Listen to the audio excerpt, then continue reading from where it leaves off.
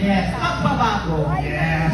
Siyempre, i-welcome din natin at mag-hello din tayo sa ating mga vloggers. Etong mga nasa harapan natin lahat ng mga vloggers. Meron Yes, nga hello pala, vloggers. meron nga pala akong sasabihin sandali lang. Siguro, medyo nahihirapan yung collection ninyo para yung vlog ninyo ay mapunta sa cloud. Medyo nagkakaroon kasi tayo ng how do you call this? Jamming.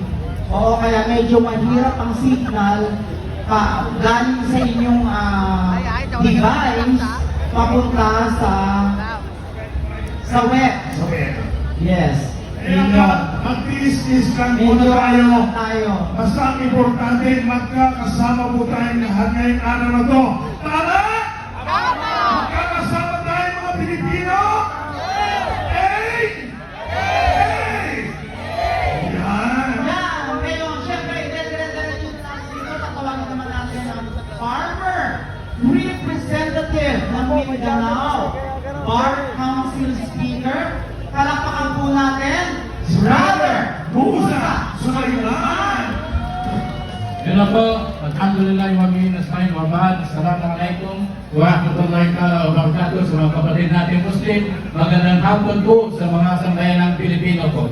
Ako po isang bangsamoro mula sa Farmers Representative po ng BARM, Council of Leaders po sa Mindanao. Bilang magsasaka po, ang sa amin po mga magsasaka, ipinapaabot natin sa sambayanang Pilipino ang hinaing natin na tayo ay mga magsasaka. Hirap na tayo, lubog na tayo sa baha. Andyan pa yung korupsyon. Lubog na rin tayo sa utang. Nang dahilan na hindi kami makakabangon. Mga anak namin, nahihirapan sila sa pag-aaral nila. Kaya ninanakaw pa ang kaban ng bayan na ilang tao lang ang nakikinabang. Mga kapatid ko, sambayanang Pilipino at mga kasandarawan at mga kapulisan natin ay kayo ay hindi namin kalaban.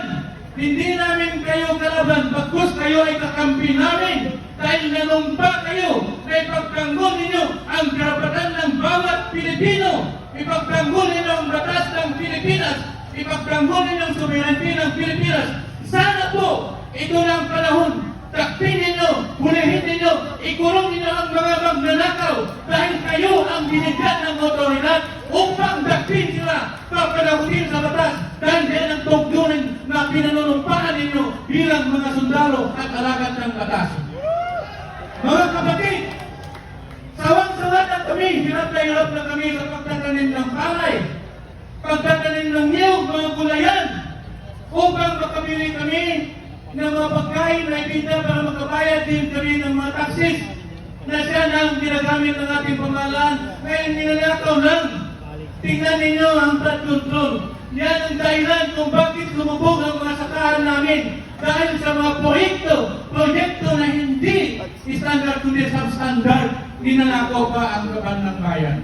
Mga kapatid, kung tayo'y gusto natin ng pagbabago, magkakaisa tayo, magtulungan tayo, iaon natin ang Pilipinas sa pamamagitan ng batas natin, sa pamamagitan ng ating kasundaluhan at kapulisan.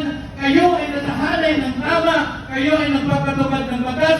Tulungan ninyo ang sambayan ng Pilipinas, tulungan yung Pilipinas upang makahon sa kahirapan dahil kayo ang sinasandalan ng sambayanan.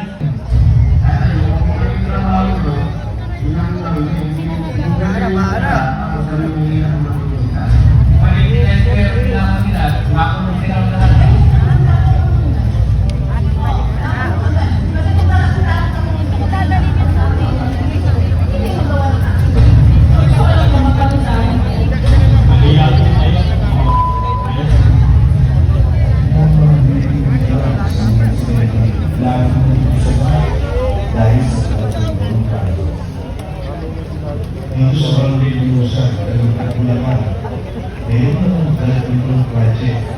Subalit dahil sa hindi ito tinapos, kapag may bagyo o malakas na ulan, kung pumapasok ng tubig mula sa inyo, hindi nakakalabas na nalikudan nila nang hindi matapos-tapos na mga. Alpay ng Taiwan. Nagkahalang iwas galing ang nararamdaman dahil sa kanyang sitwasyon.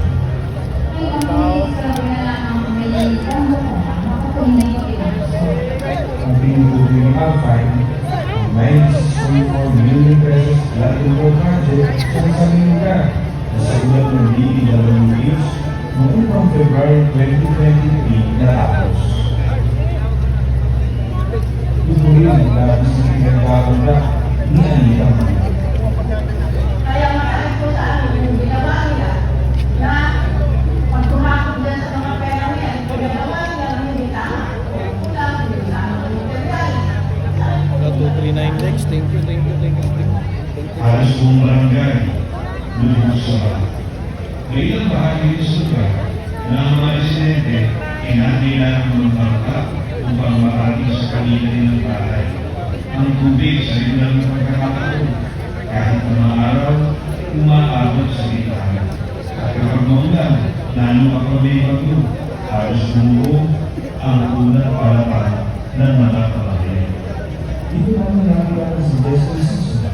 Yung paggawa ng mga ayos at pinagawang bahay, pero hindi na mapangalaman ang unang palapag dito. Paborito naman po yun. Kaya lang, hindi po namin nagagamit at magpang lang po yun. Kasi nga pala lang hindi po yung lalo rin, kung marawa din po, hindi po na. Nakakabalik si Esther, hindi lang para sa kalusugan ng kanyang pamilya, kundi maging para sa kanilang kalikasan. Problema lang po kasi namin dito. Lalo po pagkaganyan. Baka po mami pumasok na sa loob. Hindi po namin kaya lalo po yung mga kalanit na lang po ay lalo yung mga Ito rin ang parungan ng Esther na Hindi ka makakuha ng magandang view. Doon sa bagay. Tao ang target natin, hindi man ang speaker. Halimbawa, sinulong na nagawa sa lugar nito. Ay mamamatay mo yun. Marami na pong tao dito. Dahil gusto mo pa rin wala pa. Isipin nyo na dalawang taon na ngayon. Hindi mo nang dahil sa kagagawa niya. at ang isa pang malaki na problema, ang basura. Dahil sa baha, hindi na sila mapasok ng garbage. Yung pag-iiwan masura. Kaya sa akin ng mga tulong, para may pinulong yun. Sayang ka pa. Ang proyekto ang kanilang sitwasyon. Kaya lang ako, nagkaroon ng harap ng kita, kung ano ang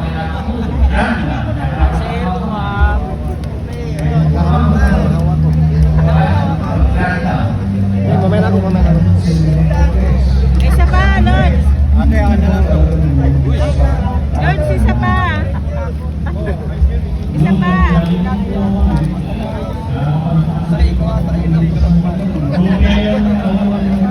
Anong TV5 Cebuano Partilis? Ano yan? Ayun po ha. I-share niyo po ating live, i-share niyo po. Bumaba ka naman. Kaya ako mag-live, lahat kayo naka-live eh. Ang inasahan ko lang dito, magpakulay si Mami May Vlogs eh.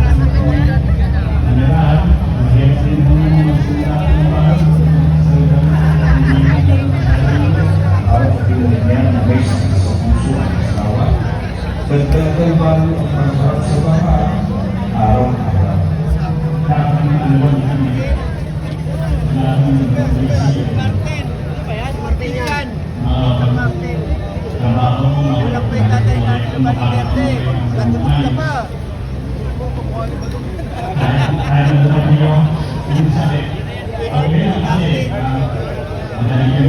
May biro na.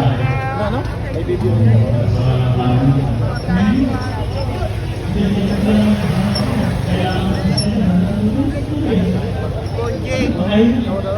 Ang gaya po naman, hindi naman natin dapat maranasan ang ganyan mga sitwasyon.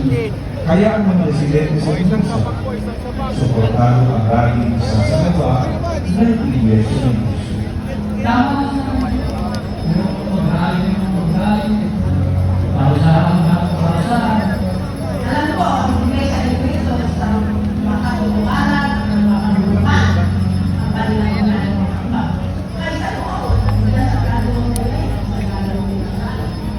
maraming sa kapag nang marinig na takot na dito sa puso ng kanyang babaan ng pigilan. Pero sila mo po.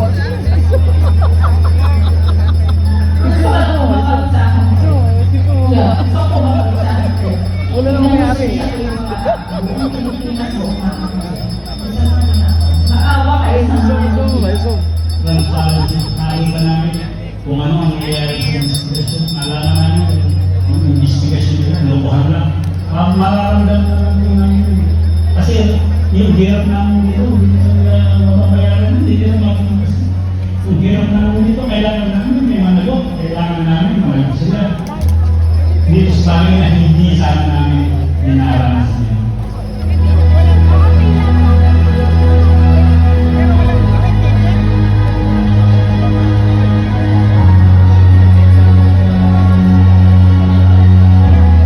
Kalumos-lumos na ninyo. Kaya tayo nandito mga kaibigan dahil hindi na tama at huwag i-normalize ang ganitong pangyayari. Totoo naman. Tama ba mga kababayan? Wala naman yatang tao na gustong manirahan sa ganung sitwasyon. Diba? Malapit lang siya. At kung kailan ito at lalong lumalala Totoo. at nakakainis, tama ba? Ay parang walang narinig, tama ba? So sumasakayin kaya na huwag natin i-normalize to. Tama ba?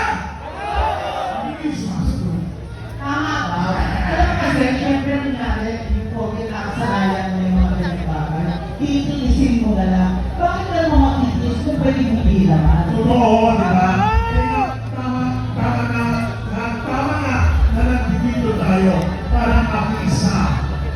Para, kung lumalas na yung ating pagkano ngayon, naiinis ka rin ako. Inis ka. Lagay na yan, yung sura mo nga, inis ka parang Ano ba kasi nakitsura ko kapag kainis? Matatakot sila. Hindi dapat nakukulay yung verde ko. Ay parang yung isa. Alam mo, eto tayo ako.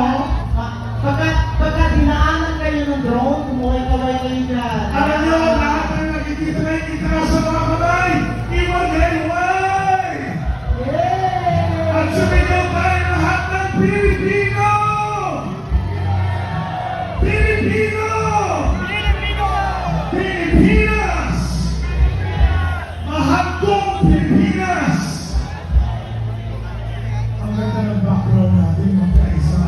Ngayon, dumire-diretso tayo. Super power kasi ito eh. Oo, diba? Isa na lang speaker. Ang tatawagin natin, syempre, mula naman ito sa hakbang ng may soup. Tawagin po natin si Kuya Benj! Hello, magandang Nauunawaan ko rin kung bakit. Lalo na at malaki ang halaga ng kapaya. Pero bago kayo humusga, hayaan ninyong ipaliwanag ko ang buong katotohanan. Deliver papunta sa bahay nila Pangulong Bongbong Marcos at Speaker Martin Romualdez. Mag-insert o magpasok ng 100 billion worth of projects sa White House. Sana po ay hindi nila ako mapatay bago po mailabas ang lahat. After po ng approval ng budget sa General Appropriations Act of 2025, nagtanong po ako sa DPWH kung magkano ang kailangan na ibigay sa Office of the President o ang SOP na bigayan. Ang sinagot sa akin ay 25%. Ang ibig sabihin nito, 25% ng 100 billion ang SOP na kailangan ibigay kay BBM mismo. In total, 25 billion ang napunta.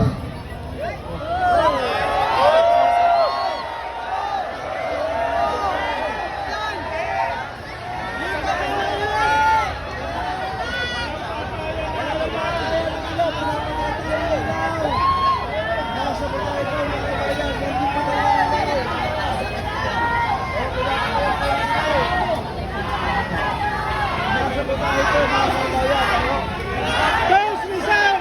Marcos Rizal!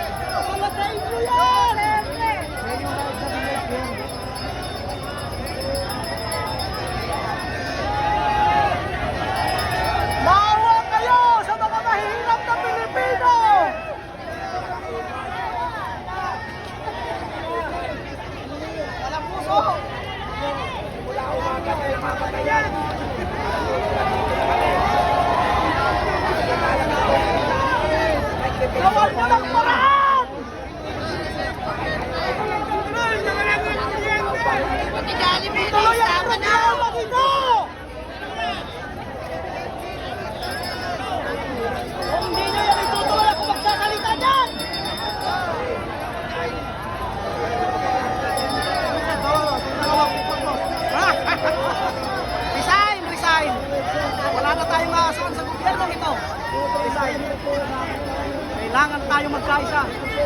Palayasin! Palayasin! Ang mga gahaman sa salapi! Ano masabi mo po sa mga tao?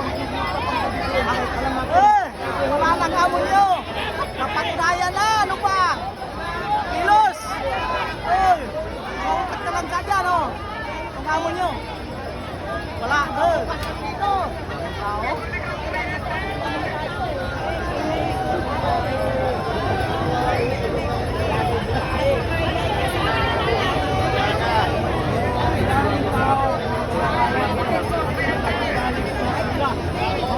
Wala!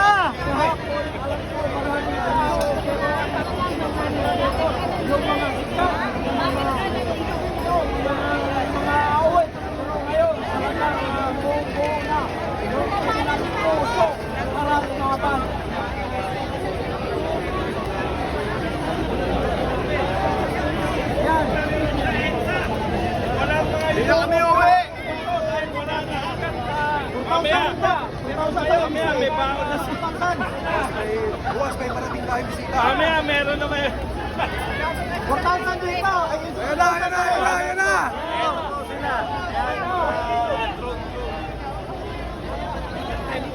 Kulang natin.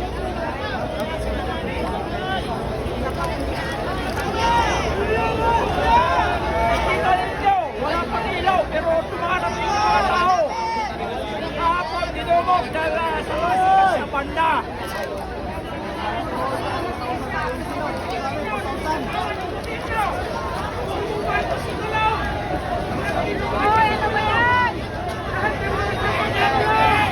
Yung amon nyo, malapit ang makulong!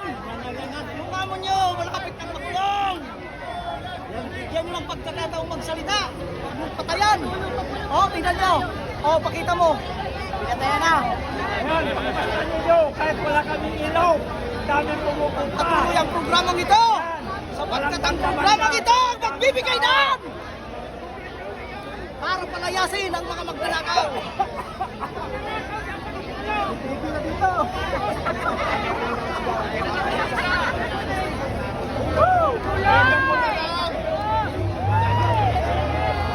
Power bank ako dito.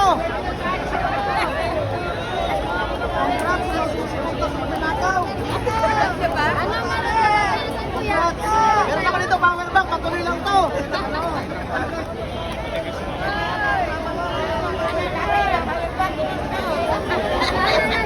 Ay, maganda niya.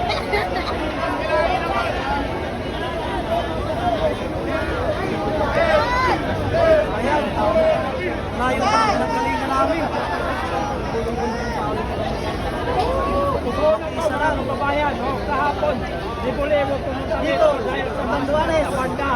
Pero ngayon, wala pa kami ilaw, pero tinutulog pa rin. Mayo.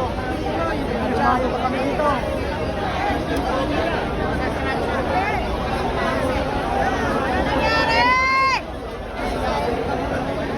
Alamin nyo yung power bank ko. Kaya sa mga kaya namin maitin,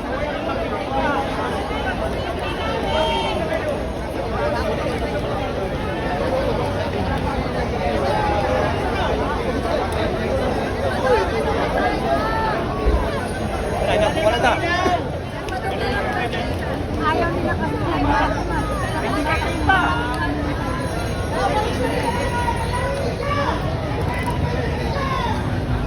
Wala ba generator yan? Generator. Ayun, ayos pa. Wala. Dapat may generator yan. Bakit yung kapitbahay namin may kuryente? Sa amin nga, pag brand may kuryente. Alam na masyado eh. Huwag masyado maglalala.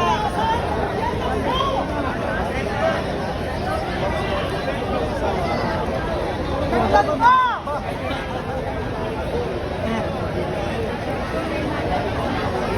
Mapagsalan din niyo si Congressman! Kuleta!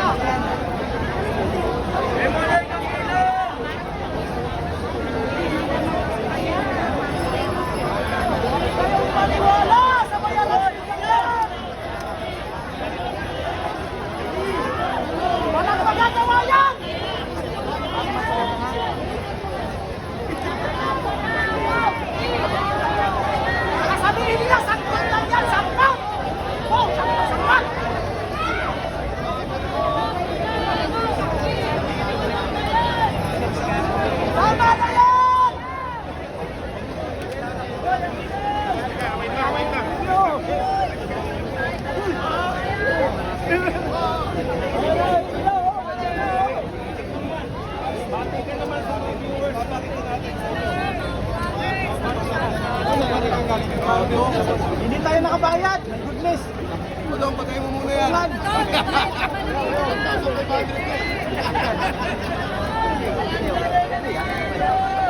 Nakasubmitin.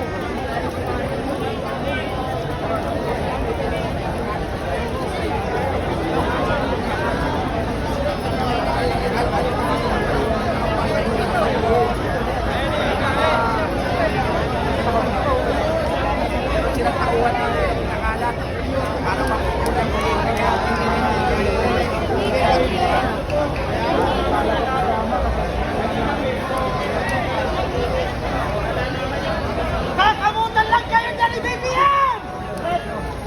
Tama lang interview yan! 7-8!